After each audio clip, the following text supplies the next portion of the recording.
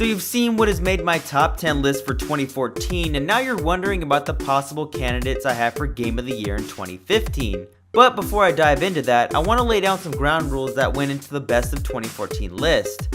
Only native 2014 releases were in the running, so that automatically blacklists games like Outlast on PS4. Remasters fall into the same category because I can't give Game of the Year to Last of Us every single year, and lastly, no DLC. However, I can't leave behind Left Behind and Burial at Sea Episode 2.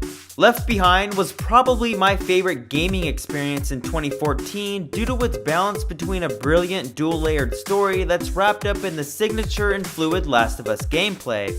The second episode of Burial at Sea's focus on stealth was an inventive twist on Infinite's mechanics, and it was also a fitting end to that beloved universe. Its quality almost actively undoes the damage done by the first episode of Burial at Sea. With that said, I'll quickly rattle off what I'm looking forward to in 2015, starting with DMC Devil May Cry Definitive Edition. DMC was criminally underrated, and I need a sequel, so this was already a guaranteed buy, but the huge list of additions and lower price make purchasing it an even easier decision. I poured well over 50 hours in the non-definitive edition, and I'll easily do the same for the new gen makeover. I just can't get enough of that combat, visual style, and soundtrack. Speaking of soundtrack, I, like most people with good taste, am eagerly anticipating Hotline Miami 2. The original was always in rotation on my Vita, and Hotline Miami looks to improve everything that made the first game so amazing, and then some. A little bit of me dies on the inside after each delay, but I know it'll be worth it. My Vita just needs another dose of Hotline, but Ollie Ollie 2 will probably fill that void on my portable PlayStation until then. Ollie Ollie still has a near daily attention from me almost a year later, but all the improvements that Ollie Ollie 2 promises will probably make me drop the original in favor of this slick looking sequel. I'm not playing Uncharted 3 daily, but I can see myself dropping everything to play Uncharted 4 A Thief's End when it gets released later this year.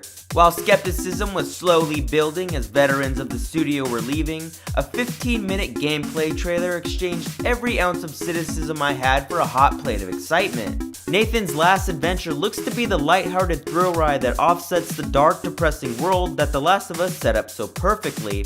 Dark is more of an apt description for Metal Gear Solid 5: The Phantom Pain. Witnessing Big Boss's descent into madness and finally seeing why he became so evil is something almost more intriguing than the new open world. Granted that they nailed the save system, the vast, non-linear world looks to be the next step for the stealth genre. Choice has always gone hand in hand with great stealth games, so the amount of choice here gives The Phantom Pain the potential to be one of the best stealth games ever made. But sneaking doesn't always have to be an option when you could just beat the teeth out of the opposition like Batman in Batman Arkham Knight. To be fair, we haven't seen much of Arkham Knight, but we really don't need to. There's almost no way this game is going to be anything but incredible. Rocksteady knows Batman, and they, more importantly, know how to make an amazing Batman game, unlike some people. Not naming names here. The little they've shown of the new fighting and stealth mechanics rivals the excitement circling the mystique surrounding the actual Arkham Knight. Adding to this list of awesome stuff is the Batmobile, which will hopefully reinvent traversal in Gotham. If not, at least he has that sick turret that totally doesn't kill people. Nah, don't worry, he's completely fine. Probably. Although he is probably not fine. Nor do I suspect anyone will be fine after any match of Mortal Kombat X. More of Mortal Kombat 9 would have been totally okay in my book, and while MKX seems to be borrowing a fair bit from its predecessor, it also looks to be trying its hardest to innovate. The 3 character variations effectively triples the roster, which deepens the well of strategy and allows for this game to never grow stale even after thousands of matches. I'm also counting the minutes until I can jump into the story mode. Is that weird, actively wanting to play a story mode in a fighting game? Nope, not when they're made this well. I'm also waiting to jump into Hellblade's story mode, which is something that we almost know nothing about. We don't even know if it's coming out this year, but it has Ninja Theory's name on it, and that has been synonymous with quality since after the release of Heavenly Sword. Maybe Hellblade will even be a good version of Heavenly Sword.